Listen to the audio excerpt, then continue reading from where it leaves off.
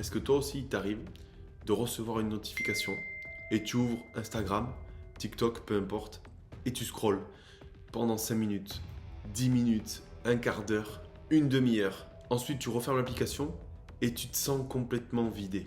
C'est-à-dire que tu vas te sentir moins motivé, peut-être moins confiant et parfois même peut-être plus stressé ou plus nerveux. Et juste pour te déculpabiliser tout de suite, ça n'a rien à voir avec toi, c'est la faute des réseaux sociaux. Le problème, c'est que personne ne t'a jamais expliqué à quel point ils pouvaient avoir un impact sur toi, surtout si tu as déjà une nature anxieuse ou stressée. Hello à toi, j'espère que tu vas bien. Je m'appelle Corentin, j'accompagne aujourd'hui les personnes stressées ou anxieuses à reprendre leur pouvoir, à mieux maîtriser leur anxiété et leurs émotions. Et aujourd'hui, je voulais parler avec toi d'un sujet hyper important, l'impact des réseaux sociaux sur toi et ta santé mentale. Et dans cette vidéo, justement, je voulais revenir avec toi pour te montrer à quel point les réseaux sociaux pouvaient amplifier ton anxiété, pouvoir t'aider à décrypter les mécanismes psychologiques et neurologiques, pouvoir également te donner des stratégies concrètes qui vont pouvoir t'aider à reprendre le contrôle et surtout te proposer un petit test pratique que tu vas pouvoir réaliser dès ce soir. Déjà, la première chose à savoir pour comprendre à quel point on peut devenir addict à scroller sur les réseaux sociaux, c'est que justement les réseaux sociaux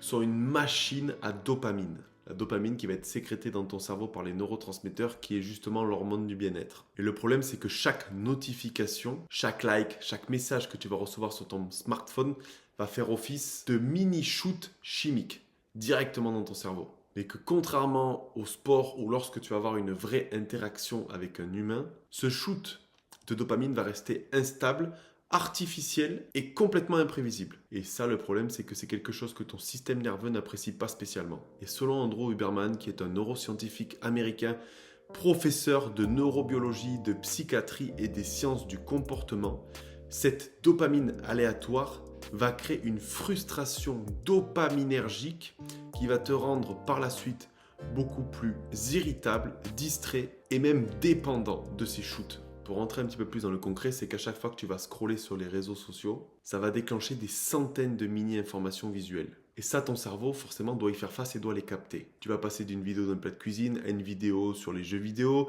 à une vidéo sur un coach qui va être en train de crier dans une salle de sport, ou même à une vidéo humoristique. Mais résultat de tout ça, c'est que ton cerveau n'a pas le temps d'intégrer les informations. Il va donc constamment être en alerte cognitive et tu vas développer par la suite ce qu'on appelle une fatigue attentionnelle. Il y a une étude qui a été réalisée en 2023, je te mettrai directement le lien en description, qui mentionne que l'exposition répétée à des contenus variés, notamment sur les réseaux sociaux, augmente l'anxiété de manière significative et cette étude avait été réalisée sur des jeunes adultes. Deuxièmement, il va y avoir un autre point très négatif aux réseaux sociaux, ça va être la comparaison constante. C'est-à-dire que tu vas scroller sur les réseaux sociaux et tu vas voir un entrepreneur qui va poster son chiffre d'affaires, tu vas voir un coach qui va poster son corps qui semble parfait, tu vas voir une étudiante qui va partir en retraite de yoga à Bali.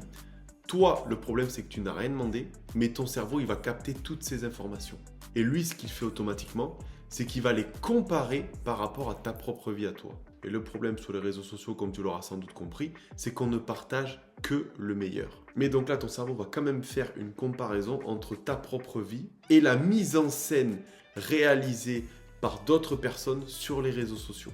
Et la conséquence de tout ça, quand tu vas voir sur les réseaux sociaux des jeunes avoir une vie qui semble complètement dingue, mais ton estime de toi, elle va en prendre un coup direct. Jean Twenge a montré que l'explosion d'Instagram entre 2010 et 2015 est corrélée à une hausse de 70% de l'anxiété chez les jeunes de 15 à 25 ans. 70%. Donc même si à la base, tu vas vouloir scroller sur les réseaux sociaux uniquement pour te détendre, ton corps et ton cerveau, eux, ne se détendent absolument pas. Bien au contraire. Ils vont s'exciter dû à la décharge de dopamine. Dès lors que tu vas arrêter de scroller, ils vont s'épuiser, mais ils vont quand même chercher une nouvelle fois à être stimulés. Pour te donner une image, c'est un petit peu comme un hamster qui va continuer perpétuellement à courir dans sa roue pour avoir un maximum de likes. Et c'est ce qu'Anna Lembke a appelé la spirale dopamine-dépression. Parce que tu vas te stimuler pour aller mieux, en réalité tu vas te sentir beaucoup plus mal, tu vas vouloir te re-stimuler pour te ressentir mieux, et ainsi de suite. Ok, maintenant que tu as compris le piège des réseaux sociaux, je vais te partager quelques solutions concrètes que tu vas pouvoir utiliser dès aujourd'hui. Première stratégie, c'est le test d'abstinence numérique partielle. C'est-à-dire que tu vas choisir un créneau dans ta journée de 4 heures, par exemple de 18h à 22h, où tu vas mettre ton téléphone en mode avion. L'objectif, aucun réseau social, aucun message, aucun scroll, aucune vidéo. Et à partir de là, ce qui est important de faire, c'est que tu t'observes. C'est-à-dire, est-ce que tu t'ennuies? Est-ce que tu es dans l'inconfort? Est-ce que tu te détends? Est-ce que tu es en colère? Parce que la réaction que tu vas avoir à ce moment-là, ça va être le reflet de ta dépendance aux réseaux sociaux. Stratégie numéro 2, ça va être de créer une sortie après chaque scroll. Concrètement, à chaque fois que tu vas être en train de scroller sur les réseaux sociaux, tu vas finir par une action physique de 2 minutes. Par exemple, c'est d'aller marcher, par exemple, ça va être de t'étirer, par exemple, ça peut être de boire de l'eau ou de te focaliser sur ta respiration. Pourquoi? Parce qu'en faisant ça, tu vas revenir dans ton corps et tu vas couper le cercle dopaminergique. Stratégie numéro 3, un petit peu plus radicale, tu vas reprendre le contrôle de ton feed d'actualité. C'est-à-dire que tu vas prendre le temps de supprimer les comptes qui vont activer chez toi ce sentiment de comparaison, de perfection et qui vont te créer tout simplement une sorte de pression. Par contre, prends bien le temps de garder le contenu qui va t'inspirer et qui permet également de te détendre. Une petite astuce qu'on m'avait partagée, c'était une question que je me posais après chaque vidéo, chaque story, chaque personne que j'étais en train de suivre. C'était: est-ce que en regardant ce contenu, je me sens nourri ou est-ce que je me sens vidé? On arrive au terme de cette vidéo. Il y a aussi quelque chose que j'aimerais dire qui est très important.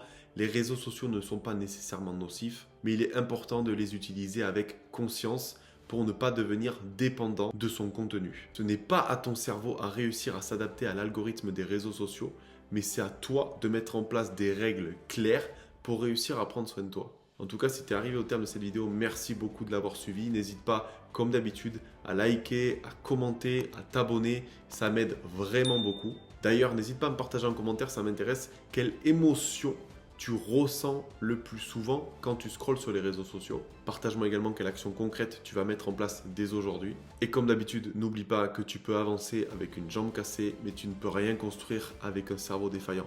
N'oublie pas de prendre soin de toi. Ciao, ciao!